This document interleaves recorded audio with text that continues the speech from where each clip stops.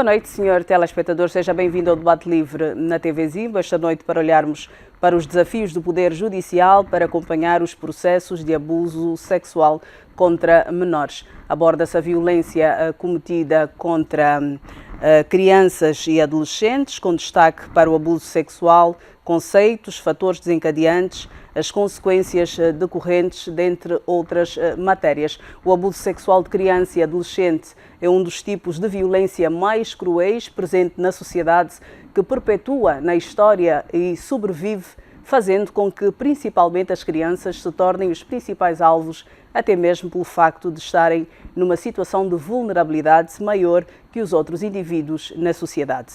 O abuso sexual é uma grande violação dos direitos humanos, por ser um crime que, na maioria das vezes, ocorre no seio familiar. Torna-se mais difícil de ser combatido, pois trata-se de um problema que muitas vezes permanece protegido pelo silêncio e, com isso, o autor do crime acaba por ficar impune. Qual é o papel do Estado, da família, da sociedade, do Ministério Público, do INAC e do Poder Judiciário como instrumentos de proteção da criança e do adolescente? É isso que vamos perceber esta noite com os nossos convidados. José Lobão Cosme é vogal do Conselho Superior da Magistratura Judicial. Boa noite, doutor. Obrigada por juntar-se a nós para este debate livre. Boa noite, Leda. Boa noite, Angola. Boa noite, telespectadores. Agradecemos igualmente a presença do Dr. Bruno Pedro, chefe do Departamento de Prevenção da Violência e Proteção dos Direitos da Criança, INAC. Boa noite, doutor. Obrigado. Boa noite, cara Leda. Boa noite, colegas de painel. E boa noite extensiva para todos aqueles que nos acompanham essa hora. E ainda o Dr. Mário Aragão é jurista. Boa noite, doutor. Obrigada por estar connosco. Boa noite, Leda. Boa noite, companheiros do painel. Boa noite, caro telespectador da TV Zimbo. Também vai juntar-se a nós dentro de alguns minutos a doutora Maçós Vigário, a psicóloga, uma linha importante para compreendermos também o estado em que ficam estas crianças que sofrem o abuso sexual. Vamos então olhar para os desafios do Poder Judicial para acompanhar os processos de abuso sexual contra menores. São muitas as preocupações relacionadas a isso, mas eu vou começar com o representante do INAC para percebermos que números temos em relação aos abusos sofridos pelos menores entre nós. Ok, obrigado pela oportunidade. Leda, olha, os números ainda continuam altos e à medida que vamos fazendo o trabalho de informar as pessoas, de sensibilizar a comunidade, a sociedade de forma em geral, cada vez mais as pessoas vão denunciando e nós vamos percebendo o aumento desse número de atos de abuso sexual contra a criança.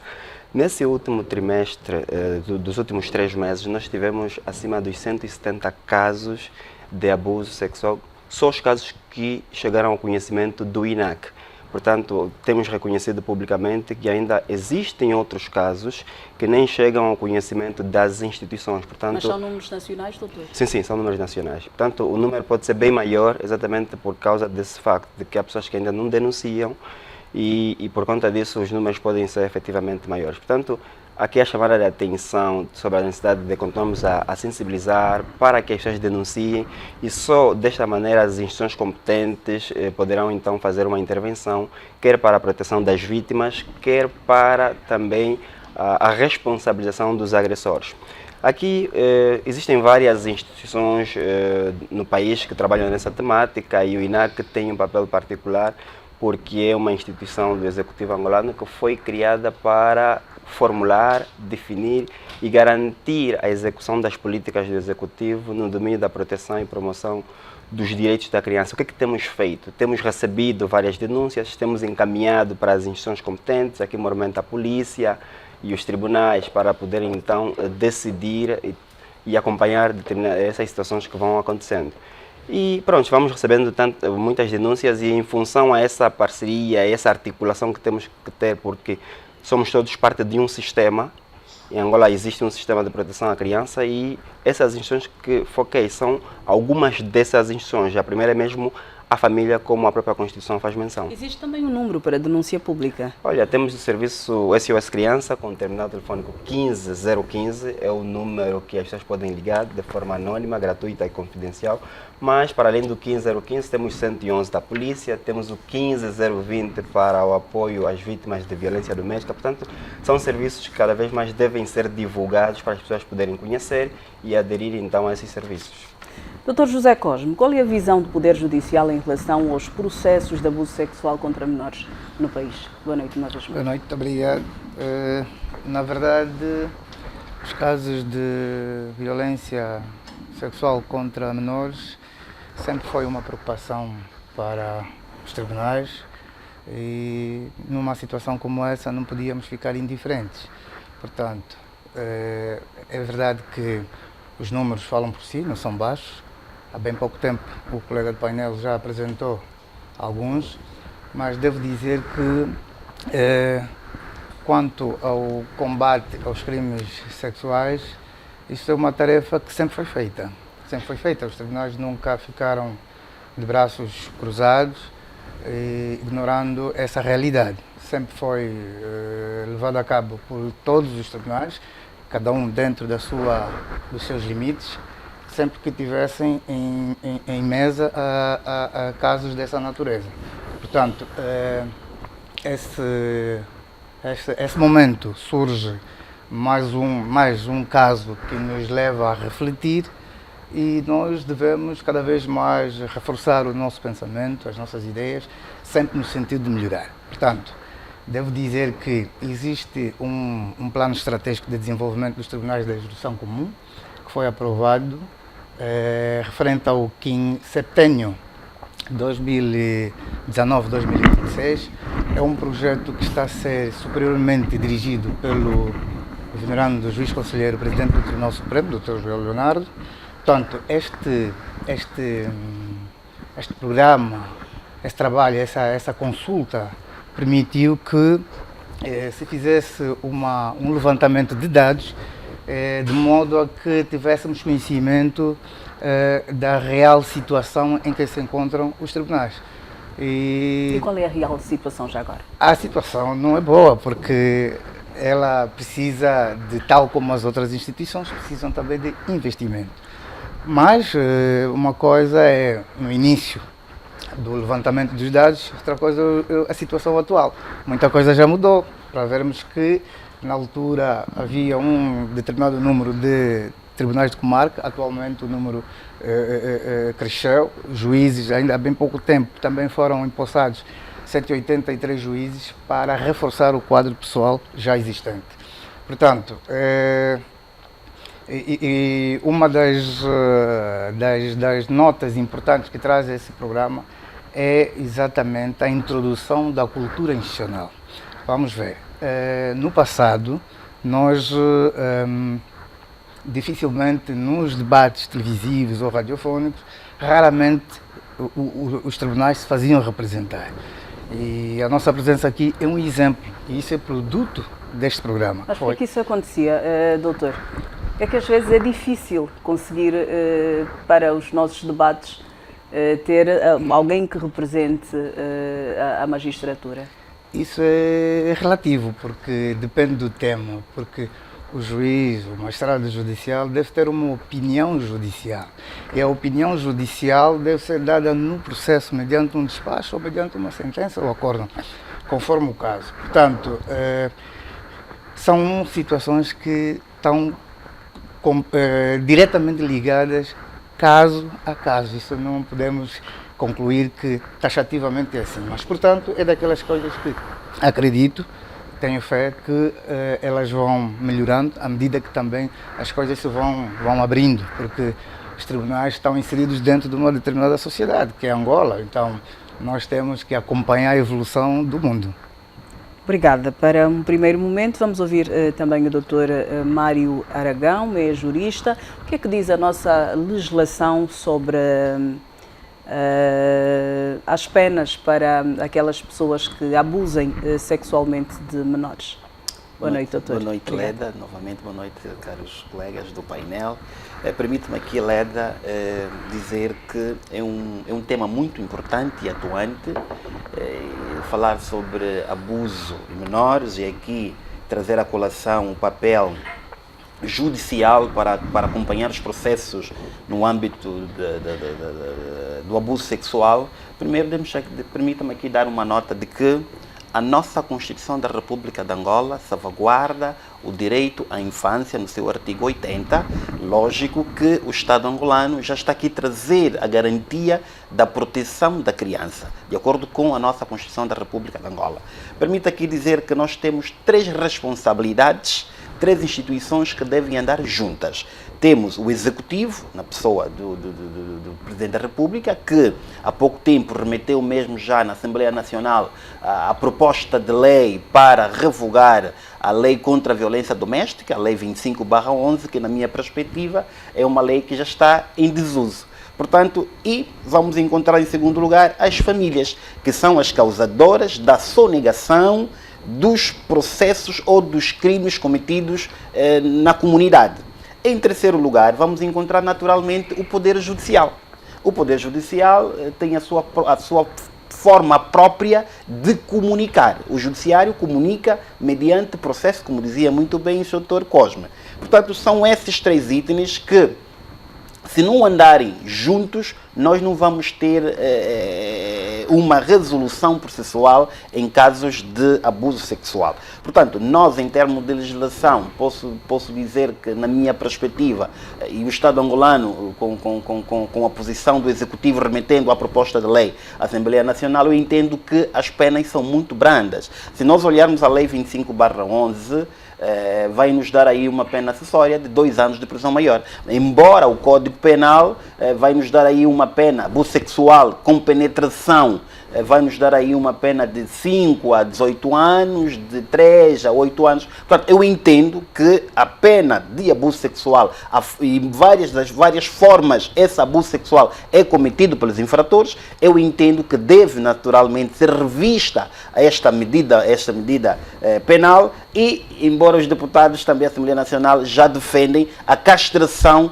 daquele infrator que poder abusar sexualmente uma menor. Portanto, nós temos aqui elementos suficientes e o Conselho Superior da Magistratura, enquanto órgão de fiscalização aos atos processuais de juízes, quer de direito, quer de segunda instância e agora de terceira instância para o Tribunal Supremo, está aqui todo o mecanismo possível para o Conselho poder atuar, porque estamos a falar de processos especiais, processos de menores são considerados processos especiais, está aqui uma garantia do Conselho Superior da Magistratura Judicial poder fiscalizar. Mas também, naturalmente, vamos encontrar alguns empecilhos dentro mesmo do próprio Conselho, que tem a ver da falta de juízes, embora, penso eu, a menos de 3 semanas, o venerando juiz conselheiro presidente do Tribunal Supremo e do Conselho Superior da Magistratura Judicial deu posse a mais de 170 magistrados judiciais.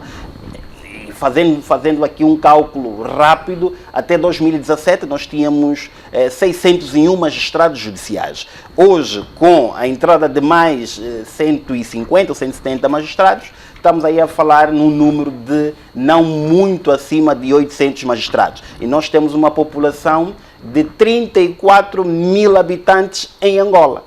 Vamos saber agora com o censo quantos somos, vamos agora aguardar a atualização do censo, mas nós devemos ter em conta de que nós, Angola, temos uma população acima da média e o número de juízes ainda é exíguo. Portanto, há aqui mecanismo suficiente, naturalmente, com esse instrumento que o Conselho Superior, mediante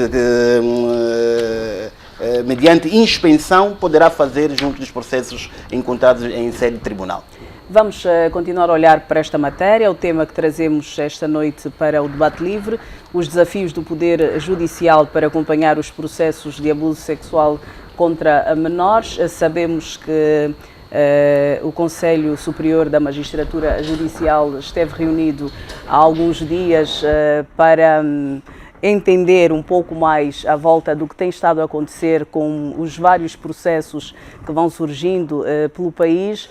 sobre crimes cometidos contra crianças, abusos praticados contra menores, sobretudo abusos sexuais, e nós vamos continuar a olhar para esta matéria porque a Primeira-Dama da República, Ana Dias Lourenço, prometeu empenhar-se pessoalmente no combate ao abuso e à exploração sexual de crianças e adolescentes. O compromisso foi feito a 9 de agosto em Luanda, durante a mesa redonda denominada Saúde Sexual e Reprodutiva dos Jovens e o Combate à Violência Baseada no Género, na conferência promovida pela Organização das Primeiras Damas Africanas para o Desenvolvimento, que marcou o início da campanha Somos Todos Iguais.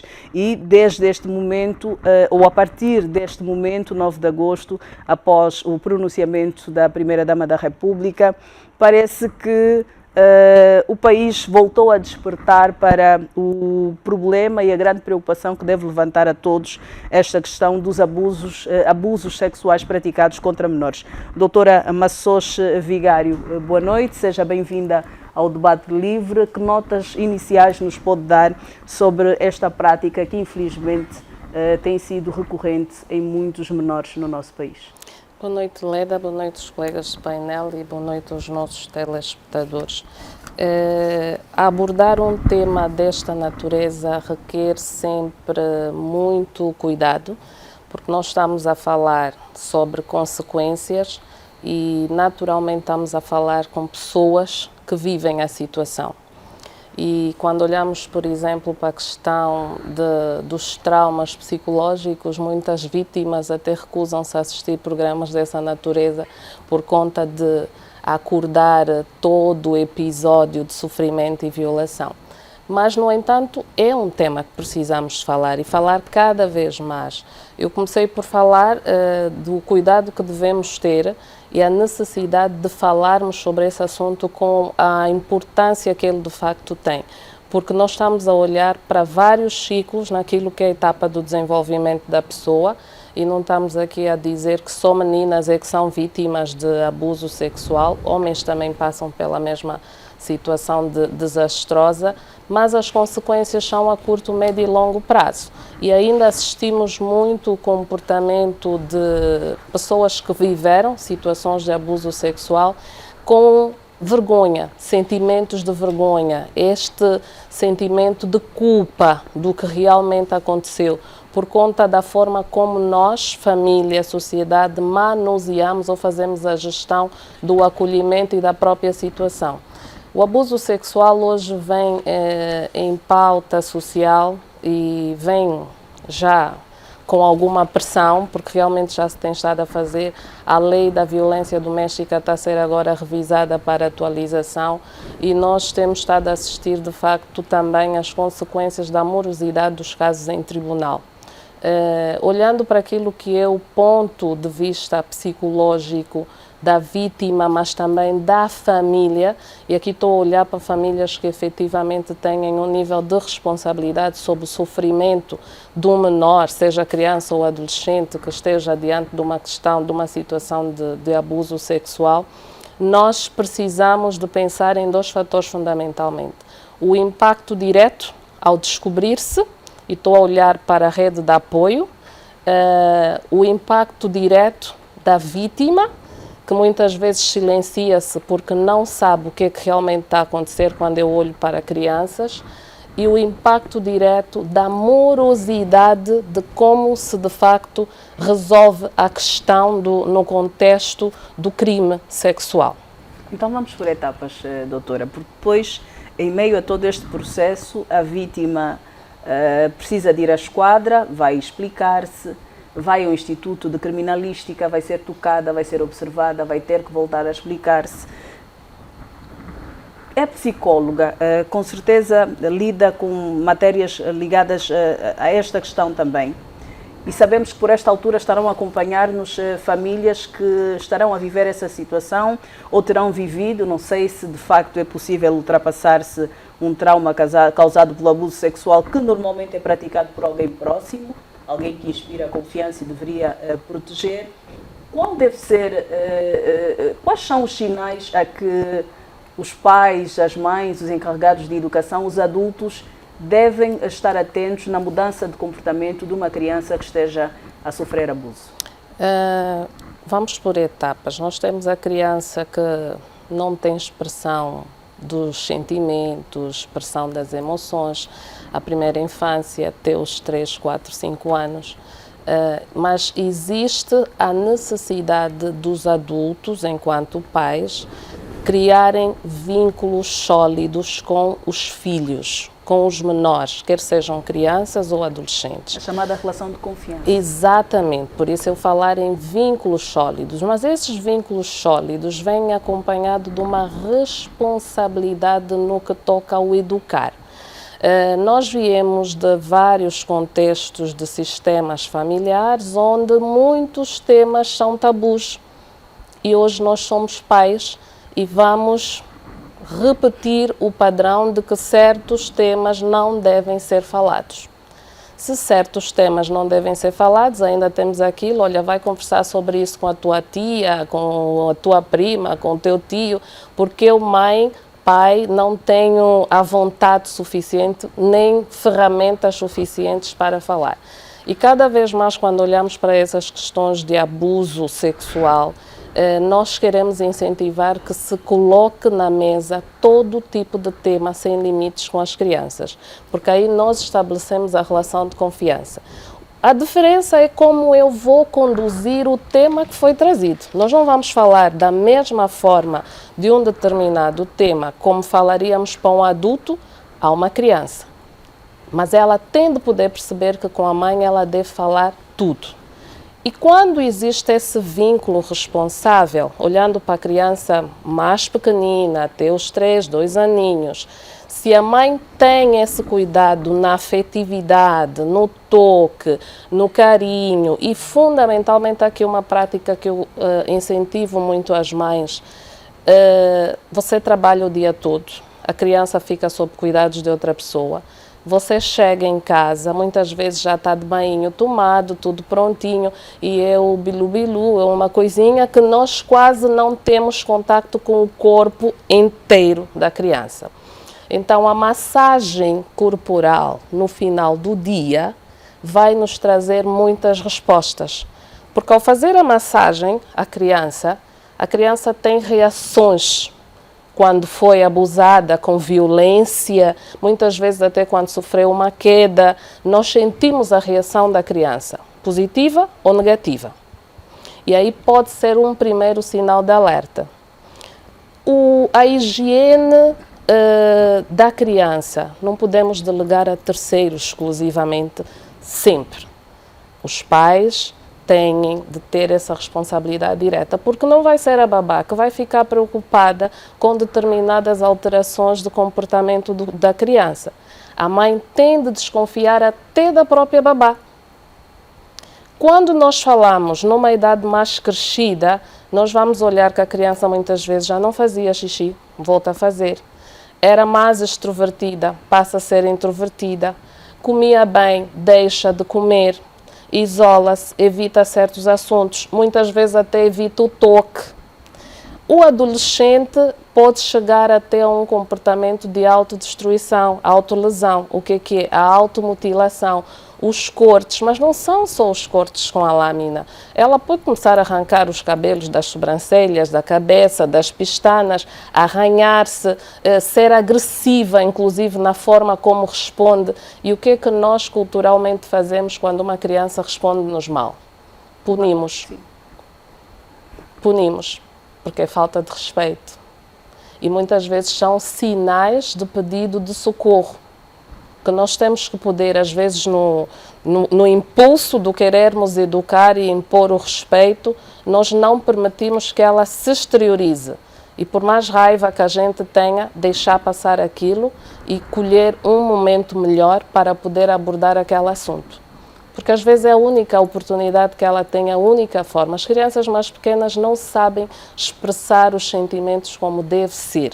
E o adulto tem de ter essa responsabilidade sobre esse cuidado. Porque quando às vezes as coisas estão num estado que ainda não há um abuso do ponto de vista da penetração, pode às vezes ser prevenido.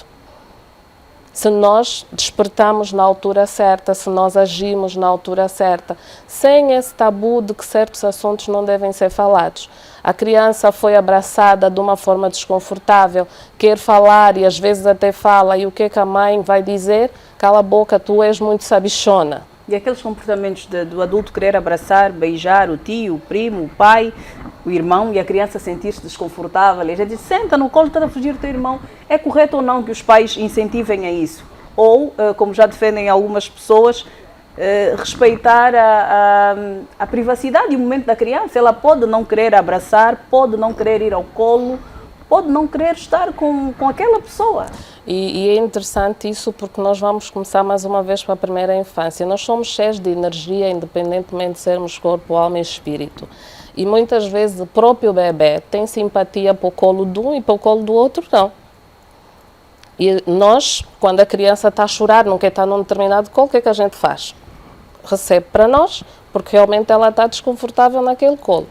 Quando a criança já tem uma certa idade e também não tem esta capacidade ou esta vontade de querer esse abraço, de querer sentar-se, ao invés, e isso realmente foi pertinente à sua colocação, Leda, ao invés da gente impor o respeito, porque é o adulto, é a visita e ela deve fazer porque é educado, nós temos sim que permitir que ela se retire e que num outro momento a gente possa entender o que é que aconteceu.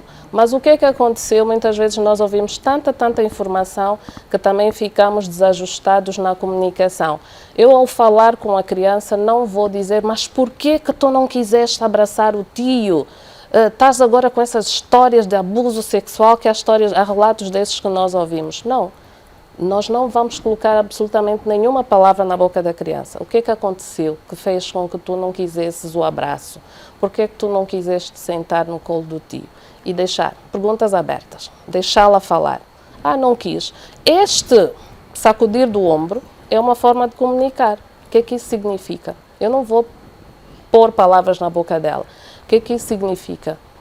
Por que é que fazes essa cara? Por que é que fazes essa expressão? Por que é que reages dessa forma? E ela sente que há um interesse em ouvir e acolher, a tal escuta ativa. Obrigada, doutora Massos Vigário. Desperta em nós muitos alarmes, porque esta matéria acaba sempre por deixar-nos, enquanto pais encarregados de educação, mais alertas a tudo. E, infelizmente, a nossa sociedade vai contribuindo para que o nosso índice de desconfiança, cuidado, preocupação seja cada vez maior. Mas eu quero perceber, doutor Bruno Pedro, face às denúncias que vocês recebem, qual é a postura assumida pelo INAC na proteção destes menores? Vamos supor que se utilize a linha SOS Criança e que a criança manifeste uma preocupação ou que algum adulto manifeste a preocupação. Quais são os procedimentos seguidos pelo INAC? Olha, o nosso sistema SOS Criança tem 3 dimensões. Nós atendemos, quer do ponto de vista presencial, as pessoas procuram pelos serviços provinciais do INAC, temos o serviço provincial em toda a dimensão do país, temos a linha telefônica e temos as plataformas digitais. A partir da plataforma telefônica, nós temos os pontos focais a nível das diferentes instituições, e aqui normalmente 3 são as principais com quem nós interagimos: a ação social, a saúde e a polícia. Então encaminhamos as denúncias que chegam para esses pontos focais a nível dos municípios. Hoje, uma das grandes dificuldades, grandes esforços que temos que continuar a fazer são as respostas a nível local, que ainda precisamos continuar a bater nessa tecla, a trabalhar para que essas respostas sejam céleres. Mas quanto à questão do atendimento fora este direcionamento, temos que olhar para 2 vetores. A vítima, outro, o agressor. O agressor não é responsabilidade propriamente do INAC. Nós encaminhamos o caso, quando chega ao nosso conhecimento, às instâncias superiores ou às instâncias competentes, normalmente aqui a polícia e os tribunais, para que se faça a devida justiça, a responsabilização. Garantimos sim para a vítima o acompanhamento psicológico, quer as crianças vítimas, quer os familiares, porque essa criança que foi vítima, também os próprios familiares precisam de ser orientados para poder lidar com esta criança. E aqui iria aproveitar a deixa da minha colega no sentido de dizer o seguinte: muitas vezes os pais principalmente os pais, porque isso acontece principalmente no ambiente familiar, por não terem esses conhecimentos e essas habilidades para poderem estar atentos a esses fenômenos que vão acontecendo com as crianças, muitas vezes quando despertam, o abuso já passou da dimensão apenas sem contacto físico para a dimensão com contacto físico. E aqui também era importante chamar a atenção lá para casa, para quem nos acompanha, que o abuso sexual contra a criança pode acontecer com ou sem contacto físico. E aqui é importante isso porque por vezes pode passar despercebido e porque temos muitas vezes a ideia de que o abuso sexual apenas acontece com contacto físico, podemos deixar passar aquelas situações que a criança vai denunciar com aqueles sinais que a doutora Maços fez menção ou não. Então é importante aqui as pessoas também entenderem que o abuso sexual contra a criança pode acontecer sem contato físico. E como é que propriamente isso pode acontecer no dia a dia? O adulto que, por exemplo, um professor, um vizinho, partilha uma imagem pornográfica via telefônica com a criança, com a aluna, com a vizinha, porque tem a intenção, eu vou usar a expressão, conquistar essa menor, 14, 15 anos, seja qual for a idade, esta partilha não vamos considerar tentativa de abuso sexual. É por si só o abuso sexual contra a criança a acontecer. E eventualmente essa criança pode chegar junto da mãe ou até de um ator de uma das instituições e mencionar que isso aconteceu, mas se o adulto, o profissional, não dominar que isto também é abuso sexual... O que eu quis dizer, às vezes é desconhecimento. O adulto não sabe que isto é um abuso também. Por isso precisamos também, nesse debate, esclarecer algumas coisas. Já tinha começado a minha colega e eu vou pronto aqui a acrescentar algumas coisas. Uma delas é essa, exatamente essa. As pessoas precisam saber que o abuso sexual contra a criança pode acontecer sem contato físico. Esse é um exemplo. Um outro, o adulto que convida uma criança a sentar-se e a assistir um vídeo pornográfico. É um ato de abuso sexual. Nós temos o fenômeno da manga de 10, essa expressão manga de 10. As miúdas, não é? Sim, que vai nos evidenciar aquela relação amorosa, sexual, que muitas vezes os adultos legitimam e acham que é normal ter com uma criança. Mesmo sem ter havido contato físico, o simples facto de haver, por parte do adulto, essa intenção de querer manter uma relação com uma criança, vai configurar o crime de abuso sexual. O simples facto do adulto pedir a uma criança que apenas essa criança a observe, ou observe as suas partes íntimas, ou pedir à criança que ela dispa a roupa para apenas o adulto ficar a observar, vai configurar abuso sexual. Isso é importante porque quer os pais precisam entender quando a criança denunciar, quer os profissionais quando esses casos chegarem. E aqui, para tocar na questão dos profissionais, o que é que nos preocupa no dia a dia? Hoje estamos a ter situações de famílias que estão a ser obrigadas a mudar de residência, porque muitas vezes um dos handicaps que ainda nós temos é que muitos agressores ainda estão soltos. Esse é um dos problemas que precisamos também aproveitar a deixa, como disse, pronto, a Sua Excelência a Primeira-Dama fez menção a esse compromisso que assumiu e agora parece que houve um despertar. E se o tema do abuso sexual contra a criança anteriormente foi um problema silencioso, hoje parece que chamamos a atenção com esse trabalho que tem sido feito e hoje é um tema aberto. Nós passamos quase que diariamente casos de abuso sexual contra menores no Fala Angola. E sabemos que muitas vezes o abusador é solto, circula pelo bairro e diz, olha, foram queixar, o que aconteceu, eu estou aqui. E as vítimas ficam com medo e depois fica a questão da exposição também. Todo o bairro sabe, a escola sabe, os colegas sabem que esta criança foi violentada. Portanto, eu acho que nós estamos mais ou menos bem encaminhados em termos de legislação, estamos bem, as instituições existem. E o que é que falta então para que esta legislação seja posta em prática e para que estas pessoas sejam responsabilizadas como tal, Dr. Mário Aragão? Porque é que quem pratica um crime a este nível, quem abusa de uma criança é denunciado? Sabemos que há um processo, a instrução processual, existem provas que precisam ser concluídas, enfim, há todo um processo que tem de andar, mas por que se solta alguém que tem esta acusação e que de algum modo existe o testemunho também de que foi de facto praticado este abuso contra o menor? Obrigado, Leda. Resumindo o que o meu colega estava aqui a dizer, ele estava a falar sobre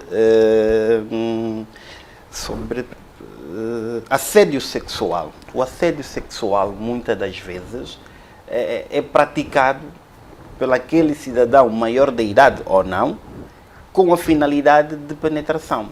E às vezes fica, entre aspas, a injustiça de que o cidadão que provavelmente praticou o ato de abuso sexual e está solto, e a comunidade diz que quem solta é a Polícia Nacional. Não, a Polícia Nacional nunca solta nenhum cidadão. Quem solta, já agora, para esclarecer a nossa população? Eu vou chegar até lá.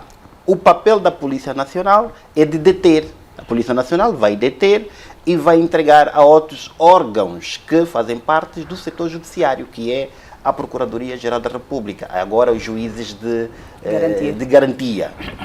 Quando, na ausência do juiz de garantia, eram os procuradores-gerais da República que faziam este papel.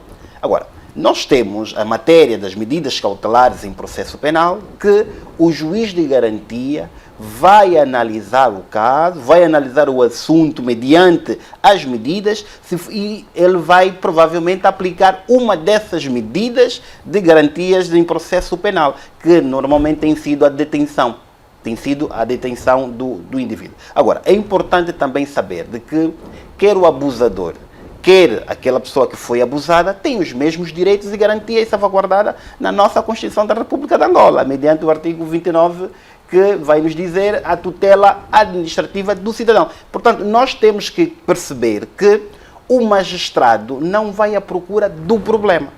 O problema chega até o magistrado mediante o processo. O magistrado julga tudo aquilo que lhe chega à mesa. O magistrado judicial não investiga. Portanto, é este andar que a sociedade deve saber. Se a sociedade continuar a sonegar os processos, não levarem a polícia criminal, não levar a Procuradoria-Geral da República, aliás, há dois tipos de crime, o semipúblico e o público qualquer cidadão pode eventualmente denunciar. O semipúblico, aquele cidadão que sofreu ou familiar, é que deve chegar até a unidade competente para fazer a queixa. O que se passa é que o cidadão pensa que é aqui um espírito de impunidade, de que os tribunais, a Polícia Nacional, a Procuradoria-Geral da República não estão a fazer o seu papel. Não é verdade.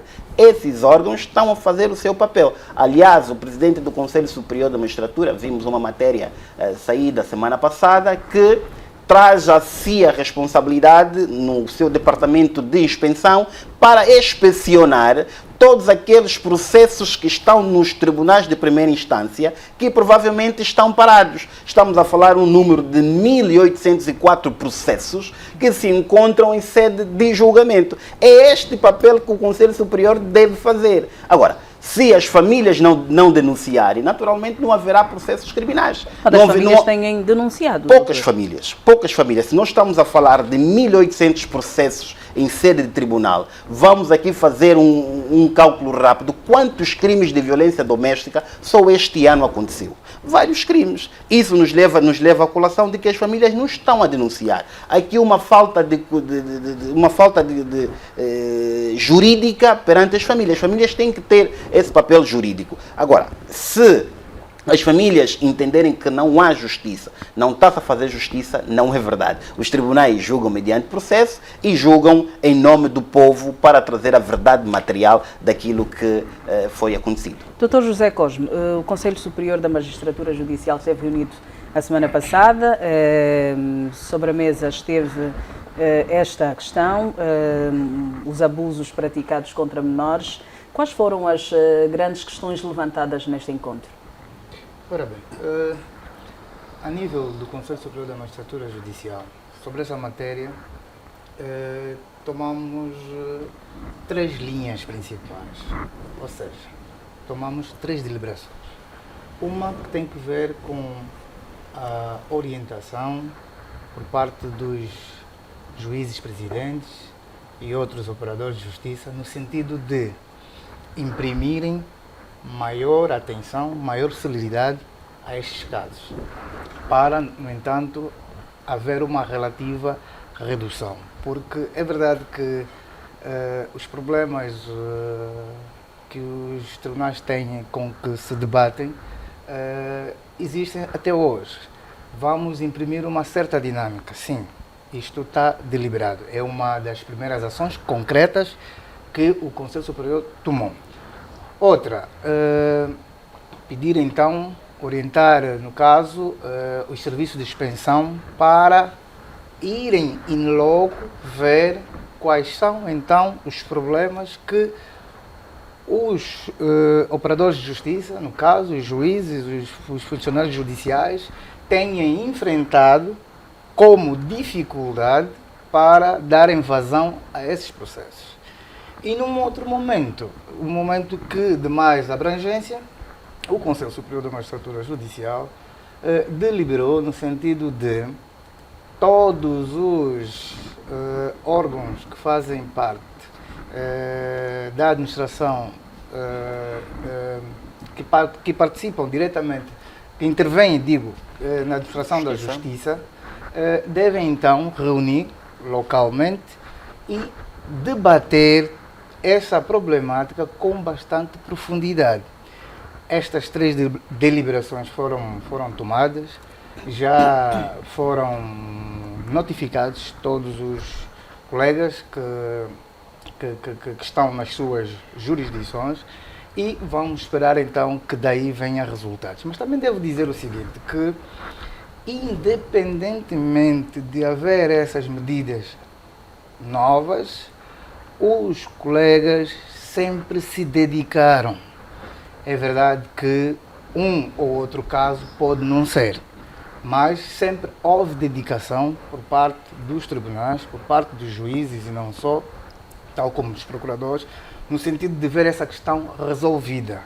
O que nós podemos dizer e prometer aqui é dar maior atenção.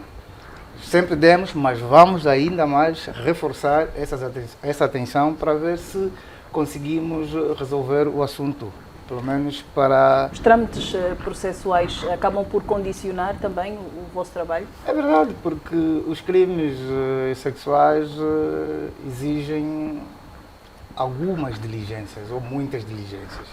E essas diligências, esses exames que são necessários para se juntarem ao processo, para formar o corpo de delito, muitas das vezes demoram. Por quê? Porque temos um único ente que vai responder por muitos processos, muitos pedidos e que fica aí relativamente beliscada a questão da morosidade processual. Refere-se ao laboratório de criminalística? Este e não só, porque o laboratório de criminalística temos em Luanda e talvez mais numa outra província que não consigo aqui e todos os casos de violação afirmar devem ir com as amostras para segurança. Luanda. Logo, significa dizer que as outras unidades que não são especializadas, mas que conseguem de algum modo dar alguma resposta em relação a essa questão, também ajudam, colaboram, cooperam com os tribunais.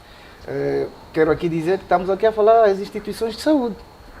Então, se já para tratar um doente normal já há uma demora, há uma dificuldade, então vamos ver que com as solicitações dos tribunais também ajuda a contribuir para a demora. Mas, ou seja, há uma cadeia que precisa funcionar para que os juízes possam também de forma célere aceder a estes processos e deliberar. Sim, porque o tribunal, no meio de tudo isto, o tribunal aparece no fim da cadeia, se quisermos.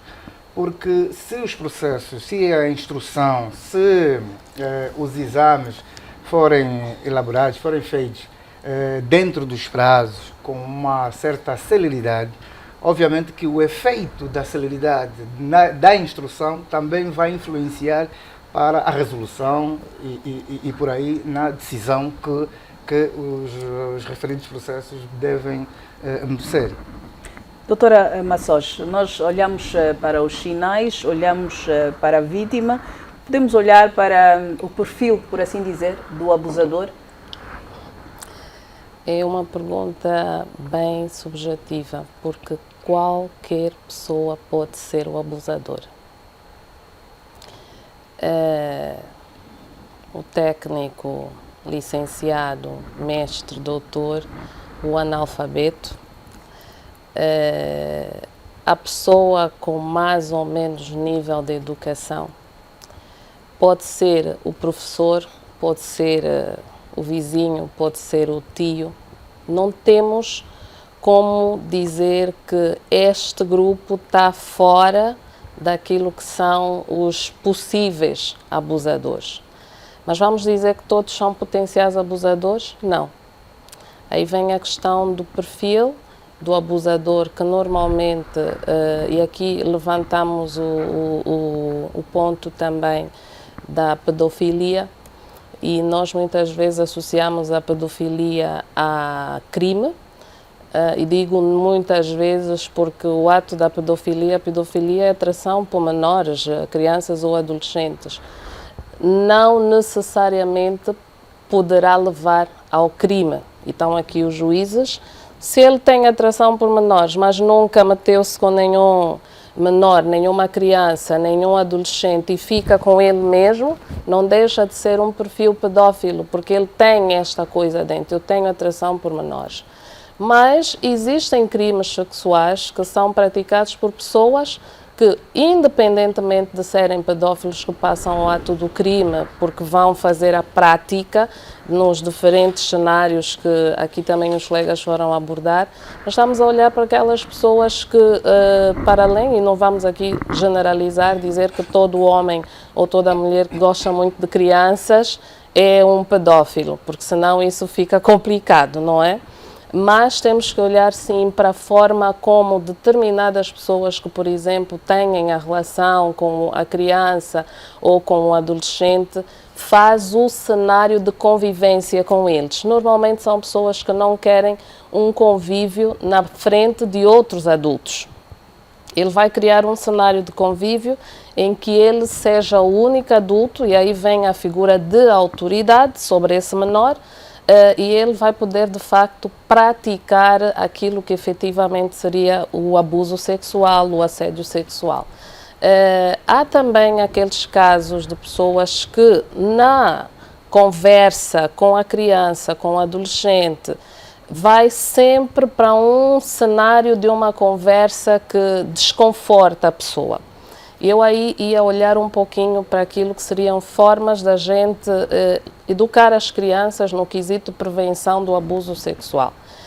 E a comunicação que eu dizia que deve ser feita sem tabus. Como é que nós podemos prevenir isso? Olhar para a criança e dizer a ela, nas tuas partes íntimas, e o que é a parte íntima?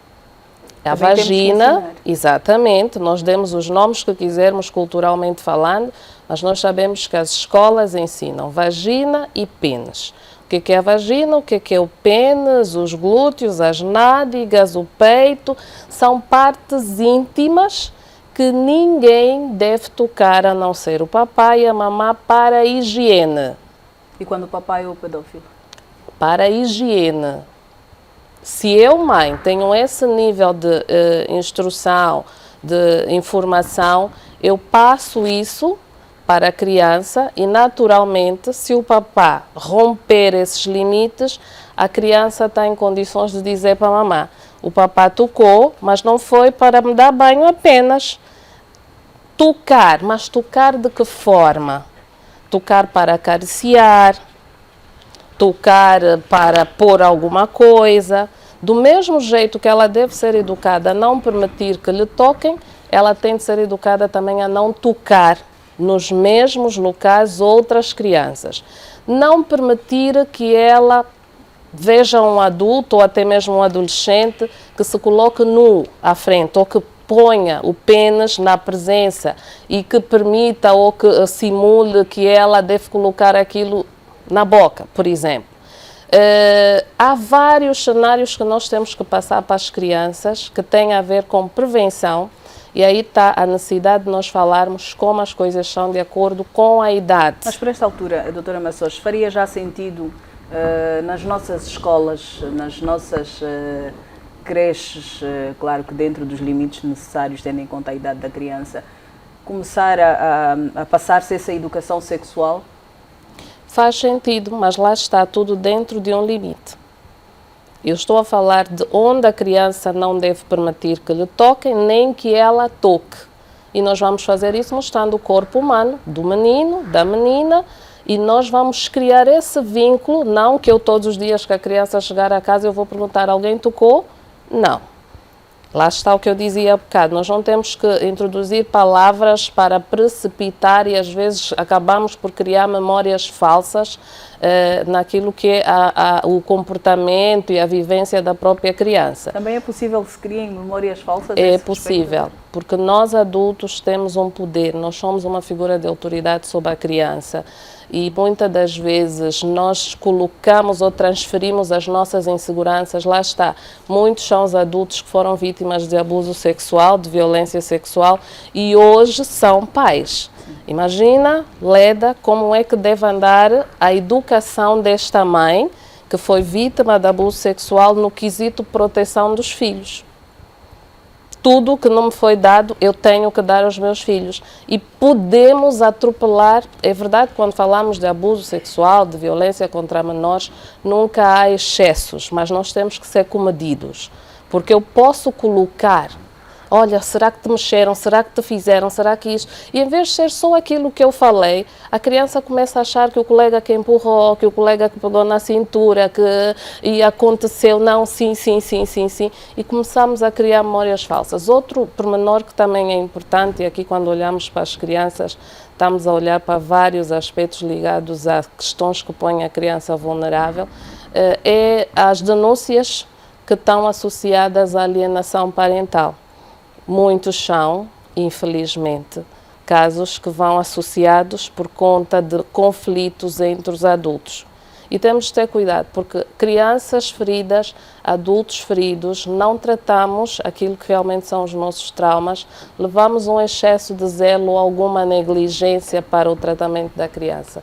E o perfil deste adulto que efetivamente vai praticar o crime de abuso ou de assédio sexual é algo que, se nós adultos estivermos atentos a todas essas questões do comportamento, a comunicação, o que é falado, os estímulos, nós acabamos percebendo o oferecer muitos presentes, mas o querer fazer segredinhos com a criança, o mandar mensagens e dizer apaga logo, já viste, agora podes apagar. São segredinhos que hoje o mundo está tão agressivo que nós temos várias entradas, as escolas, a família, as redes sociais, as igrejas, onde é que realmente nós não vamos encontrar um abusador? O quesito aqui nós não conseguimos, enquanto pais, estarmos 24 horas sob cuidado, a proteger os nossos filhos, temos que entregar a Deus todos os dias, mas temos que ter tempo todos os dias para conversar, para falar, para olhar nos olhos.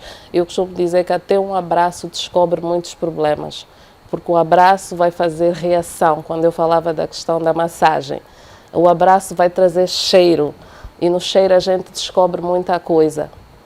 Então nós precisamos de olhar a esses pormenores também. Bem, eu vou querer que participem também desta conversa os outros convidados, olhando para o perfil das famílias que temos hoje.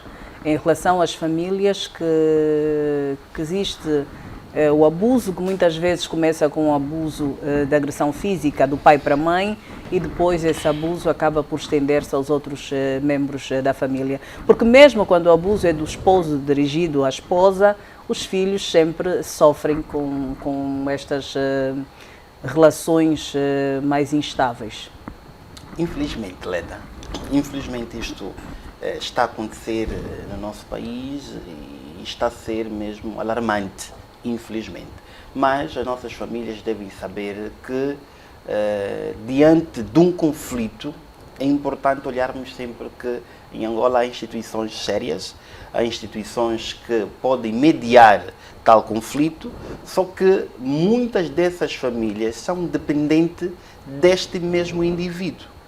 É o indivíduo que é o provedor de casa, é ele que dá alimentação, é ele que paga a escola. Imaginemos, eu tive a conhecer um caso que o padrasto violou a filha da enteada.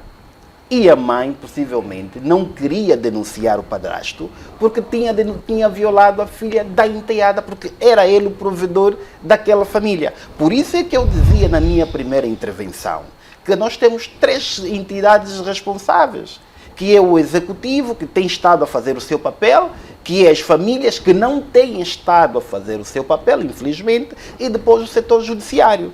E, relativamente a este assunto, o Código Penal, felizmente, nos dá uma moldura penal de 5 a 15 anos. Estamos a falar de alguém que provavelmente viola uma criança de 3, 4 anos. Mas quantas pessoas é que já foram condenadas? Portanto, eu não consigo dizer quantas pessoas já foram condenadas aqui, provavelmente o Dr. Cosmo, enquanto Porque aquilo que a imprensa porta-voz do tem, a Conselho comunicação Superior, social tem relatado é que é feita a denúncia, a pessoa é julgada, muitas vezes nem vai a julgamento, fica detido alguns dias e depois é solto e o processo morre. Não Fala-se podemos... também,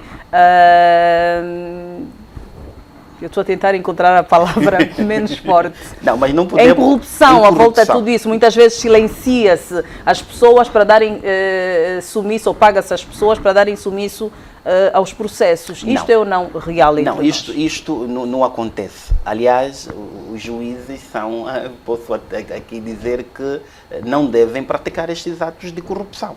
Em primeira instância, os juízes não devem... Mas eu não falo diretamente dos juízes. Sim, sim. Muitas vezes o processo nem anda, por assim dizer. Eu vou que chegar as famílias até lá. dizem, nós denunciamos, reunimos todo o processo, mas depois ficou por aí. Provavelmente a Leda está a pensar naquelas pessoas que são intervenientes diretamente no processo. Que estamos a falar do escrivão, estamos a falar do oficial de diligência e, por última instância, estamos a falar do juiz. Mas não, isso não acontece, provavelmente aqui no Angola não acontece isso nos tribunais. O que provavelmente pode acontecer, e são aquelas famílias que são dadas dinheiro naqueles cidadãos que cometeram tal delito, e as famílias por si só querem retirar a queixa. Vão ao tribunal retirar a queixa. Às vezes a polícia aconselha a receber esse dinheiro. Não, Leda. Nós passamos há 2 semanas Leda, a reportagem. Nós estamos a falar... Leda, nós passamos, está gravado. Sim, mas e a estamos... tia da jovem violentada, desculpe doutor, disse a nossa reportagem, está gravado, que quando ela foi apresentar a queixa à esquadra, a polícia disse, olha, a família do senhor está aí, eles querem oferecer muito dinheiro, por que é que isso não fica por aqui, recebem o dinheiro e vão para casa? Portanto, polícia, na esquadra, onde a pessoa se dirigiu para apresentar a queixa. Eu iria convidar essa cidadã a ir para a inspeção da Polícia Nacional e fazer esse tipo de reclamação. Mas e depois a questão da confiança. Uma cidadã que vai à esquadra apresentar queixa e o polícia, ouve isso do polícia, que deveria ouvir, acolher e orientar, depois como é que fica a confiança para dar outros passos e seguir com o processo? Leda, por isso é que as famílias devem ter um mínimo de consulta, de consulta jurídica. Mas nós sabemos que não é a nossa realidade, doutor. Sim. Não, permita-me só. As famílias devem saber que no país há leis. E as leis devem ser cumpridas. Daí que temos a existência do setor judiciário. Embora a polícia tenha agido dessa forma, mas eu aconselho essa cidadã a ir à inspeção e abrir um crime contra esta gente que estava a querer ser, vamos assim dizer, o mediador deste conflito. E este tipo de crime, para o telespectador saber, não admite recusa. Não admite recusa. É um crime público. Portanto, nenhuma família pode negociar para retirar a queixa ou o processo em tribunal. Eu acredito que o Dr. Cosme não vai querer despachar este processo em sede de tribunal porque a família negociou. Porque nós estamos a falar de um tipo de crime que não abre mão a negociações. Daí a minha insistência em dizer a esta cidadã que deve ir à inspeção da Polícia Nacional. Nacional. Neste momento eles estão a ser acompanhados pelo INAC, que os profissionais psicólogos e psiquiatras estão a acompanhar a adolescente que foi à casa do vizinho acarretar água e comprar gelado, e o vizinho abusou da menina, uma jovem adolescente. Portanto, eu aconselho essa cidadã a perseguir o processo até a fase judicial e provavelmente os tribunais que fazem justiça em nome do povo vai trazer uma decisão acertada. Daí também a minha chamada de atenção ao setor judiciário, que esses tipos de processos, esses tipos de crimes devem ser publicitados. O julgamento devem ser publicitados. Para quê? Para inibir aquele cidadão, aquele pedófilo, aquele abusador sexual de não o praticar. Embora nós temos aqui a nossa lei, que eu já disse na minha primeira intervenção, que eu entendo que a penalização é muito branda. Por isso é que o Executivo entendeu revogar a Lei 25/11, que é para se agravar a pena que tem nesta mesma lei e no Código Penal. Portanto, eu entendo que não há aqui, nem deve haver corrupção qualquer cidadão que se sentir nesta condição deve ir nas instituições credíveis, judiciais, existentes em Angola, que estão aqui para administrar a justiça em nome do povo. Dr. Bruno, quero ouvi-lo também em relação ao perfil das famílias que nós temos. Vocês no INAC, obviamente, acabam por lidar com várias situações e com famílias de diferentes estratos. A doutora Massochi já esteve a sublinhar que não há um perfil como tal, não se diz que o abusador é o pobre, é o sem escolaridade. Existem doutores e professores doutores, pessoas até bem posicionadas que fazem isso, mas sabemos que há também muitas meninas, essas meninas são pegas para serem criadas em casa de famílias, que são abusadas pelos senhores donos da casa, os tios que deveriam cuidar, e que muitas vezes as esposas sabem, mas se silenciam. Leda, olha, tirando aquelas poucas famílias que efetivamente passam uma educação, uma orientação, supervisionam suas crianças, e estas estão de parabéns, mas de facto nós temos um grande número de famílias, ainda que as competências dessas famílias e aquilo que tem sido o seu papel no dia a dia traz-nos muitas interrogações, porque as instituições são diariamente procuradas pelas famílias para darem nota de muitas situações que acontecem no seu seio. E nós temos situações em que muitas vezes, no diálogo com as vítimas, percebemos depois que muitas progenitoras têm conhecimento dos abusos que suas filhas, sobrinhas, enteadas sofrem, mas não denunciam. E por várias razões, embora não sejam aqui aceitáveis, mas pronto, qual tem sido a justificação? Uma delas, o meu colega já avançou, que o provedor da casa é a única fonte de sustento e por conta disso não denunciam. A outra tem sido mormente que o bom nome da família vai ficar manchado. A questão da vergonha. Da vergonha pública. E por conta disso, mas as pessoas têm de ter noção do mal e das consequências futuras para essa criança, e eventualmente hoje nós temos um elevado índice de abusadores que eventualmente foram também vítimas de abuso e hoje abusam. Estamos a criar uma sociedade de futuros abusadores, porque o trauma que as crianças vítimas de abuso sexual vão levar, e ainda por cima aquelas pessoas que podiam ser as suas protetoras, são aquelas que permitem que os abusos aconteçam. As famílias, nós precisamos repensar as competências das nossas famílias, precisamos trabalhar, porque existem de facto muitos progenitores, mas quando a questão é pai e mãe, que exige outra dimensão, que exige outras competências, outras habilidades para que se possa proteger, para que se possa educar, para que se possa orientar a criança, nós temos que repensar o perfil das nossas famílias, porque o que acontece em muitos seios não deveria acontecer, porque a família é a micro-sociedade, o primeiro espaço em que a criança nasce e começa a se socializar. É o chão da criança, é o norte, é o espaço primário de proteção, mas quando ela não encontra essa proteção nesse seio, há muita coisa negativa que pode acontecer e futuramente esse futuro adulto vai ser um adulto com muitos traumas. E depois perguntamos por que a sociedade está tão violenta. Por um lado, esse aspecto que eu gostaria de referir. Por outro lado, um aspecto que foi referido aqui, eu gostaria também de fazer menção. Nós, as instituições desse sistema de proteção à criança, precisamos comunicar mais. Precisamos comunicar mais às famílias sobre os processos, porque é um direito das famílias saberem como anda o processo dos casos que lhes fez ocorrer às instituições, sem prejuízo do segredo de justiça naqueles casos em que está-se a investigar, mas nós precisamos comunicar mais, falar mais com as famílias, informar, porque os cidadãos têm direito de saber as quantas andam as situações que as levaram a procurar as instituições. Temos que repensar o nosso modelo de interação com os utentes, porque eles também são, até certo ponto, o barômetro de como nós andamos. E nós estamos ali como servidores públicos para fazer um serviço. Então aqui nós também precisamos repensar e trabalhar um pouquinho mais nisso. E aqui eu sugeria que também, por exemplo, para muitas instituições, a figura do psicólogo, a figura do assistente social é fundamental para além de outras situações, para poder manter essa informação, essa comunicação. Porque quando se comunica com a família vai saber, o caso está assim, esse indivíduo foi detido por causa disso, esse foi solto por causa disso, o procedimento é esse. Isto também dá credibilidade, por um lado, evita a justiça por mãos próprias, evita que crianças sejam obrigadas a conviver com o agressor, evita que famílias sejam obrigadas a sair de um espaço para outro. Nós precisamos também de assumir que precisamos repensar, e porque estamos mesmo aqui num processo, e o meu colega reconheceu bem, nós queremos acreditar que este processo, essas deliberações foram feitas pelo tribunal, e essa articulação que cada vez mais forte se quer, vai trazer outros resultados e vamos continuar a melhorar, mas precisamos ir olhando também para esse aspecto, esse é um elemento. O outro são a questão de agravamento das penas, também é um tema que se levanta muito.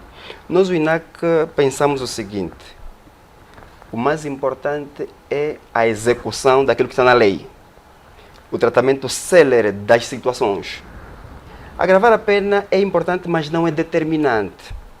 Por exemplo, o novo Código Penal veio um pouquinho nessa deixa de agravar algumas penas, mas se nós tivermos debilidades ou dificuldades ou muita burocracia para implementar aquilo que já está legislado, as situações persistem. Nós precisamos executar agora aquilo que está na lei. E quando não conseguimos por A ou B, ou aquela razão ou esta, temos que comunicar.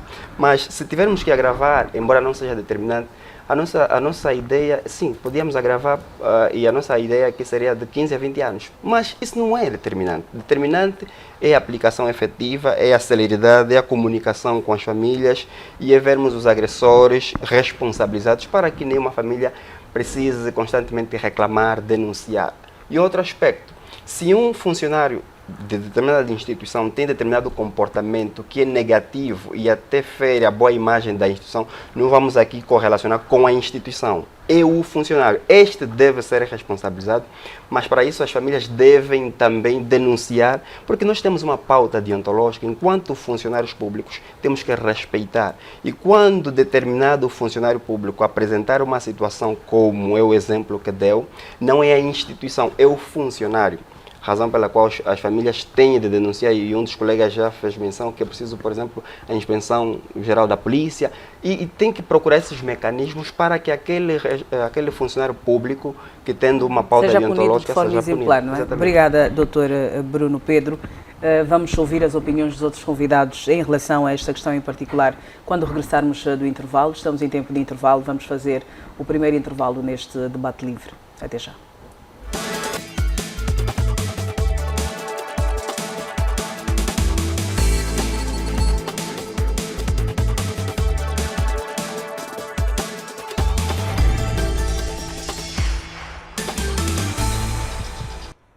Os desafios do Poder Judicial para acompanhar os processos de abuso sexual contra menores é o tema do debate que estamos a fazer esta noite. Estão connosco o Dr. José Lobão Cosme, vogal do Conselho Superior da Magistratura Judicial, Massochi Vigário é psicóloga, Mário Aragão, jurista, e Bruno Pedro, chefe do Departamento de Prevenção da Violência e Proteção dos Direitos da Criança no INAC. Antes de irmos ao intervalo, eu dizia que iríamos ouvir também as opiniões dos outros convidados em relação às famílias que temos hoje, com histórico de abusos, de violação sexual a menores, que acaba por ser recorrente, mas que as famílias muitas vezes se silenciam, doutora Massochi. Em algum momento eu referi ao facto de que os antecedentes familiares, mães, pais que passaram por uma situação de abuso sexual pode gerar excesso de zelo ou negligência. E aí vem muitas vezes a associação da cultura que também se vai criando dos abusos sexuais. E é preciso que se fale cada vez mais e em todos os locais que efetivamente reúnam pessoas. Porque nós não sabemos muitas vezes o que é o abuso sexual. E há pessoas adultas que só se dão conta que foram vítimas de abuso sexual quando percebem o que é que significa o abuso sexual. E às vezes essa desproteção familiar, porque nós temos muito histórico de óbitos, perde-se pai, perde-se mãe, são meninas ou meninos que vêm de outras latitudes para serem criadas por outras pessoas e não conhecemos também quais as reais intenções dessas pessoas, e a desproteção no sentido de que o abuso acontece, a pessoa não tem noção de que aquilo realmente é algo errado, não sabe onde se queixar. O INAC tem estado a fazer um trabalho excelente e diariamente nós ouvimos em todos os órgãos de comunicação social a informação sobre os abusos sexuais. Mas a minha questão é, será que essa informação chega a todos? Será que todas essas pessoas têm acesso a um número de telefone? É um crime público, o vizinho pode de facto denunciar, mas será que todos os vizinhos apercebem-se? Porque é o silêncio das vítimas, muitas vezes, que não sabem para onde ir, estão debaixo de ameaças e às vezes é a esposa ou a mulher do violador que tem conhecimento, mas ela também viveu a mesma história e, como muitos casos que a gente ouve, eu sobrevivi, ele vai sobreviver, ela vai sobreviver. Isso não mata ninguém. Vamos fazer o quê? Aconteceu comigo, aconteceu com a minha irmã, aconteceu com a minha prima e acabamos normalizando sem olhar para o outro cenário que são as consequências que o Bruno em algum momento referia, que tipo de adultos nós temos. Quando muitas das vezes, e estamos aqui a falar de crianças e não podemos nos esquecer das crianças com algum tipo de deficiência. As crianças que têm esta limitação acrescida, onde a comunicação, mesmo sendo uma família aberta, em termos de diálogo, existe essa limitação. Mas é interessante que muitos desses casos, quando chegam a consultórios, os psicólogos com as ferramentas que têm, muitas vezes conseguem perceber que esta criança está a sofrer abuso sexual. E aí vem o confronto com a mãe, que muitas vezes até já desconfiava, mas faz de conta que não está a perceber a magnitude do problema, porque há várias questões por detrás. É o provedor, é a questão do status social, são as ameaças, é a própria questão de que eu tenho uma dependência emocional com aquela pessoa, porque ele faz, mas ele me trata bem. Ele faz, sim, não está certo, mas ele depois é um bom pai. Como é que pode ser um bom pai alguém que pratica atos de violência? Por muito que ele depois venha com o maior prêmio como recompensa, isso não vai libar o que foi feito. Então, a questão das consequências deve ser falado. Por esta altura, faria sentido já termos uma casa que oferecesse proteção às vítimas?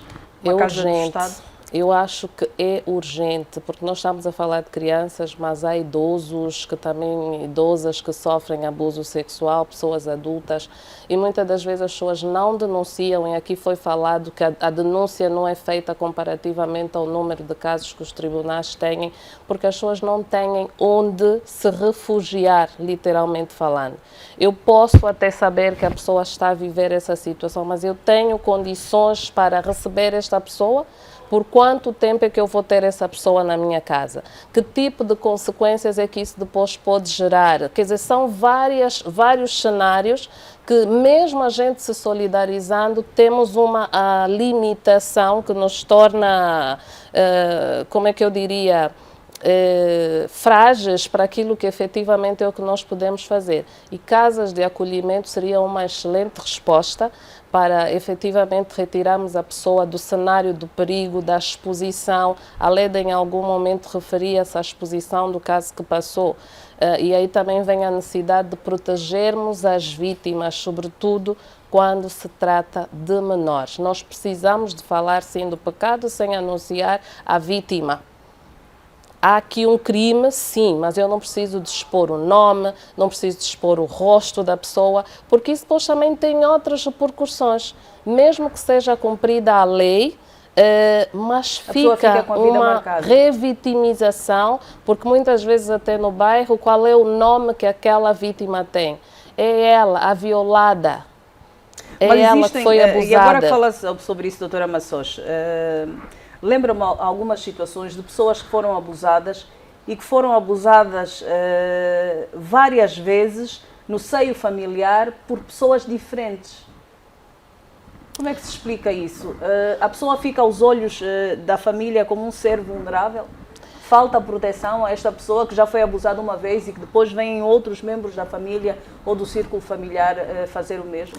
E aí vem a questão dos padrões e as repetições de padrões e olharmos efetivamente para o perfil de família que é o que nós falamos. Infelizmente nós temos famílias onde o avô, o pai, o tio, todos são violadores. Infelizmente. podem ser pessoas que realmente passaram pela mesma experiência lá atrás, mas podem ter sido pessoas que convivem com este cenário onde isto é um tema normal. Infelizmente, para muitos grupos, muitas culturas, muitas comunidades, o abuso sexual é uma forma do homem se mostrar viril, se preparar, se introduzir para aquilo que é a sexualidade.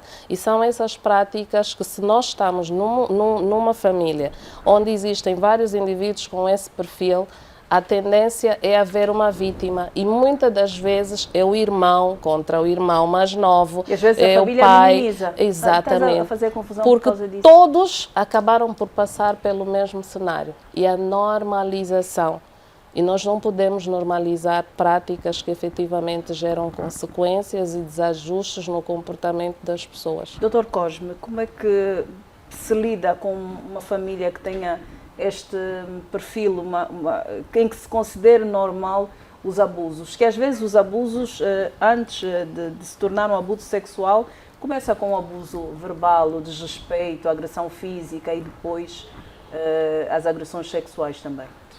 Muito obrigado. Mas antes queria primeiro fazer uma retificação.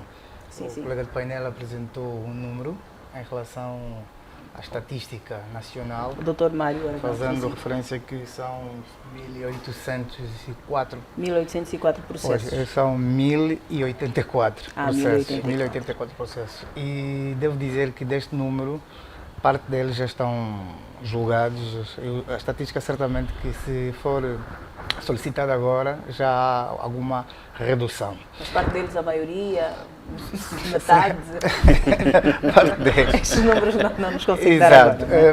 Não disponho aqui. Tá bem. Pois, em relação, falou também da publicidade, sugeria que esses crimes deviam ser publicitados, porque desta forma poderíamos... Publicitados, diria, o julgamento. Certo. No sentido de Sim, chamar sim, a imprensa, né, conforme importante. cobrimos outros Sim, sim, é julgamentos importante. também. Certo, E, certo. aliás, os tribunais, penso eu, o Tribunal Supremo tem feito um papel muito crucial na publicidade Certo. dos julgamentos no âmbito do combate à corrupção. Pois. Se o Conselho Superior da Magistratura Judicial, com esse comunicado, fez-lo muito bem, deve imprimir celeridade, tirar o comunicado do papel para a prática, baixando então orientação aos juízes das comarcas para poder publicitar esse julgamento, salvaguardando a integridade das crianças ou dos lesados. Daí vamos inibir tal práticas dos abusadores. Eu penso que sim, eu penso que o Conselho está bem com esta medida, mas deve imprimir mais, para a sua redundância, na publicidade dos julgamentos. Ora bem, esta limitação de não publicar decorre da lei. Não é propriamente o tribunal que decide, não vou publicitar o julgamento. Há matérias, há crimes, há julgamentos que a lei permite que o julgamento pode ser público. Todo mundo pode assistir, independentemente se é interveniente ou não. Mas os crimes desta natureza, crimes sexuais, a lei impõe um limite, por várias razões. Mas permite que, no momento da publicação da sentença, seja conhecida por toda a gente. Portanto, há essa limitação. É o legislador que assim definiu, portanto, vamos assim também respeitar. Fez referência, eu aqui aproveito a deixa dos números para dizer que dos 27 tribunais de comarca existentes em todo o território nacional e dos 3 tribunais da relação também existentes, temos os números que podemos avançar em relação ao Tribunal de Lubango, 54, já aqui fazendo uma certa separação. O Tribunal de Luanda, temos em 2023, fez um registro de 69 processos e julgou 67. 2024, o ano que está ainda em curso, tem registro de 40 processos e julgados 7, nesse caso 33, em curso. Falou também do agravamento das penas. Portanto, eu alinho o pensamento do colega do painel, Doutor Bruno. Bruno, muito obrigado, em relação à questão de que o problema não está propriamente nas penas, porque mesmo com as penas não brandas, os problemas estão aí, os processos estão aí, clamam sempre por alguma intervenção de outra natureza, porque no fundo o problema está na instrução, a capacidade de instruir os processos com mais rapidez, é isso que nós precisamos, porque se isso existir, essa sensação de que a pena é branda, creio que pode estar mitigada por aí. Falou também do direito, a questão da queixa. Portanto, nem todos os crimes sexuais dependem de queixa. Portanto, há crimes, no caso, os crimes que vão previstos nos artigos 186 a 188, 191 a 194, 182 a 184, todos do Código Penal, esses crimes não dependem de queixa. Dependem de queixa. Portanto, significa dizer que a queixa é um direito que assiste ao ofendido ou ao seu representante legal de poder, então, ir junto do SIC ou do Ministério Público, apresentar a sua queixa para que se despolete um processo crime contra certo cidadão. Mas há outros casos em que, no caso, aí já vamos falar dos processos dos crimes de natureza pública, onde o titular da ação penal, no caso, é o Ministério Público. Logo, aqui o impulso processual vai pender logo do Ministério Público. E nessa perspectiva, sempre vamos precisar de que os cidadãos deem também a conhecer, porque o Ministério Público não está na casa das pessoas, não está em todos os cantos na rua. O cidadão tem que se sentir que é parte da solução na questão da morosidade processual. Porque muitas das vezes as pessoas, e aqui foi muito bem dito pela colega psicóloga, de que os casos, às vezes, o próprio cidadão cria condições para que o processo também ande devagar. Não fez a participação no momento em que o assunto estava um bocadinho quente, caso, né? Podemos usar essa expressão, e depois lá para frente já fizeram as pazes, alguém já veio chamar a atenção, porque dada a aproximação com o abusador, então depois não vai dando aquela entrega, aquela cooperação que o tribunal precisa para julgar em tempo... Em crimes como estes, doutor, é possível apresentar queixa e depois retirar ou não? Pois, naqueles casos em que o crime depende de queixa, pode. Se eu for denunciado, meu esposo abusa da minha filha, eu depois posso retirar a queixa? Não, depende, isso, a lei é que define. Quero perceber. A lei que define... Até onde podemos ir, neste caso? Há crimes que não dependem de queixa. Sim. Né? Nesse caso que não depende de queixa, o Ministério Público, enquanto titular da ação penal, pode perseguir. Mas aqueles que dependem de queixa, nesse caso o titular do direito de queixa, é que vai então dizer se queixa ou não queixa. A lei também define situações... Os abusos sexuais é possível, os crimes de abuso sexual? Diga? Os crimes de abuso sexual é possível? A lei é quem define quais são. E o que é que diz a lei, doutor? Pois, a lei diz que há muitos casos em que é possível e outros não. Portanto, isso era uma questão de calveiros. Doutora Massochi,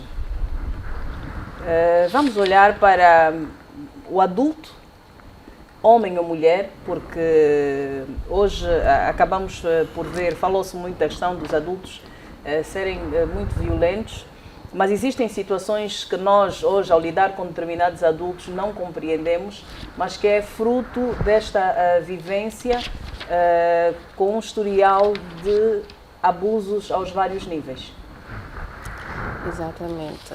Deixe-me só acrescentar aqui a questão da punição dos crimes de violência sexual. Eu defendo que nós devemos introduzir, e é uma das coisas que está-se a trabalhar também na atualização da lei, a punição por serviços sociais também.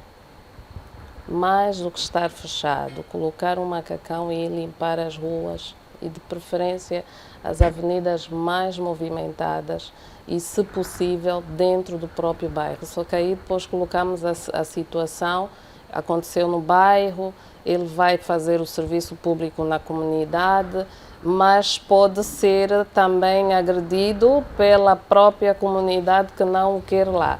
Aí teríamos de ter recursos policiais para controlar essa situação, que eu acredito que não seja muito fácil na nossa realidade. Mas o serviço social deveria ser também visto. Em vez de ficar visto, apenas trancado, servir à sociedade. faz a punição fechada, encarcerado, mas tem de levar essa exposição, porque nós estamos a falar, há bocado falávamos na exposição da vítima, e muitas vezes o agressor não é exposto, nem é citado o nome, é protegido mais do que a própria vítima.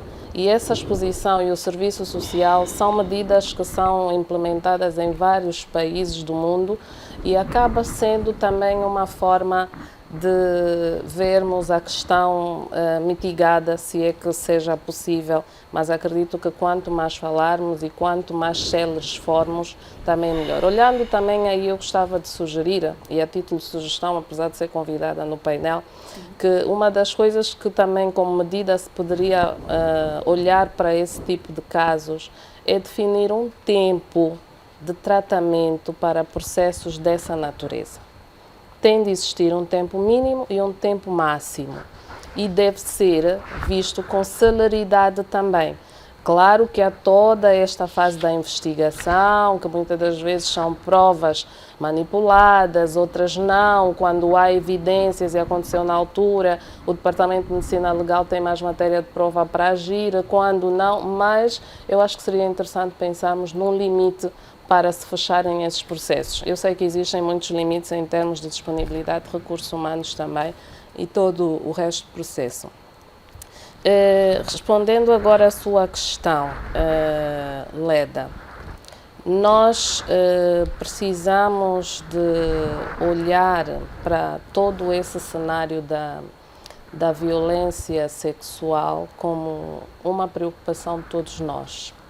Nós convivemos com crianças, com adolescentes, com adultos, com idosos.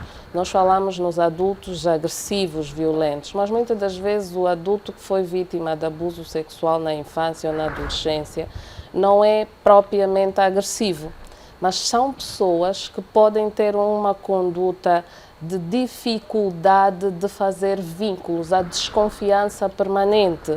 Vamos olhar, por exemplo, para mulheres que passaram pelo abuso sexual e até chegam ao matrimónio. Mas nós ouvimos os relatos depois em consultório do próprio parceiro que a intimidade deste casal tem as suas dificuldades, porque a mulher tem dificuldades em entregar-se e confiar, independentemente dela ter conseguido chegar até o matrimónio, dela vir a ser mãe, inclusive. E é interessante que cada vez mais o conhecimento salva vidas, e nós vimos que muitas das vezes, eu pessoalmente já tive essa experiência, em que quem levou o caso para o consultório foi o esposo, porque ele tinha um pouquinho mais de informação e ele desconfiava que a mulher pudesse ter sido vítima de abuso sexual. E ela, claramente, que ele não abordou, por ser um tema extremamente delicado, mas convenceu-a a ir buscar um psicólogo, fazer terapia, porque realmente ela entendia que a questão da intimidade deles não era muito normal, não era saudável. Mas havia... entre nós essa cultura de procurar o profissional, doutora, o psicólogo, nós temos que cada vez mais colocarmos essa necessidade de cuidarmos da saúde mental. Nós olhamos para a saúde muito focada para o físico. Estou com uma dor de cabeça, estou com desinteria, estou com dor no estômago, estou com uma dor de dente, por exemplo, e vamos à busca do médico. Tenho malária, tenho febre tifoide, tenho isto, tenho aquilo. Mas a saúde, o conceito diz que nós somos físico, mental, social e agora mais ainda espiritual. Então nós temos que olhar para aquilo que é a necessidade que a nossa saúde tem, enquanto pessoas, e deixarmos de pensar que só temos que nos preocupar com a saúde física, até porque as doenças psicossomáticas, que é aquela fase em que o corpo fala o que a mente silencia. E vamos olhar para a questão dos suicídios exatamente, também. Vem justamente trazer doenças orgânicas provocadas pelas doenças psicológicas. E quem é que cuida? Quem é que trata as doenças psicológicas ou mentais? São profissionais de saúde mental. E aqui entramos para o psicólogo, para o psiquiatra, são profissionais daquela área. Eu vou ao dentista porque é um profissional que estudou para tratar, ou seja, a ideia da de que saúde o oral. psicólogo e o psiquiatra são para os loucos, Exato. não faz sentido. Está errado, porque nós, Temos que mudar isso. como qualquer outro profissional de saúde, recebe a pessoa, e não vou falar o paciente, num momento de prevenção, mas também de tratamento. Nem todas as pessoas que buscam o psicólogo estão de facto doentes. Podem estar num estágio inicial de conflito, de sofrimento, mas que não é propriamente uma doença. E nós temos que olhar para a saúde mental. E ir buscar o psicólogo é uma forma de nós conseguirmos realmente tratar essas mazelas emocionais que foram adquiridas na infância, na adolescência. O adulto vítima de abuso sexual, e aí hoje há um conceito que o mundo todo adota, e eu por acaso gosto muito, que não é a vítima de abuso sexual, mas é a sobrevivente do abuso sexual. Porque de facto um abuso sexual pode levar à morte e muitas pessoas conseguem sobreviver. Então é a sobrevivente. E nisto nós temos diferentes comportamentos. O abuso de substâncias muitas vezes é promovido pelas mazelas emocionais, o impacto dos traumas, que a pessoa não tem como gerir, os sonos desajustados, o pensamento acelerado, o transtorno de estresse pós-traumático, que é vivenciar em determinadas situações o que já aconteceu lá atrás, e nós estamos a olhar para o adulto. As empresas hoje podem começar a pensar nisso também. Devem, já deveriam começar a pensar nisso. Onde existem porque às vezes pessoas... nós lidamos diariamente com os colegas e, portanto, existem pessoas que são difíceis de lidar. Não faria todo sentido termos esse acompanhamento, porque nós não conhecemos a fundo e nem a necessidade de conhecer a fundo a vida do colega, mas entendemos que alguma coisa não está bem. Exatamente. E nós temos que respeitar e acolher. E respeitar e acolher, às vezes, é você a única oportunidade para dizer a essa pessoa que ela não precisa de viver isso sozinha, que existe uma forma de aliviar. O trauma do abuso sexual não desaparece no seu todo, mas é possível, de facto, criar ferramentas para que essa pessoa seja um adulto mais saudável, porque se nós tivermos que olhar para aquilo que é a maturação do cérebro, o cérebro de uma criança está verde, o cérebro amadurece até os 20 anos, 22 anos mais ou menos. Qual o impacto da criança que foi vítima de abuso sexual num cérebro que ainda não está maduro o suficiente? Daí dizermos que o impacto do abuso sexual, o trauma, o nível não é igual para todas as pessoas que passam por uma questão de abuso sexual.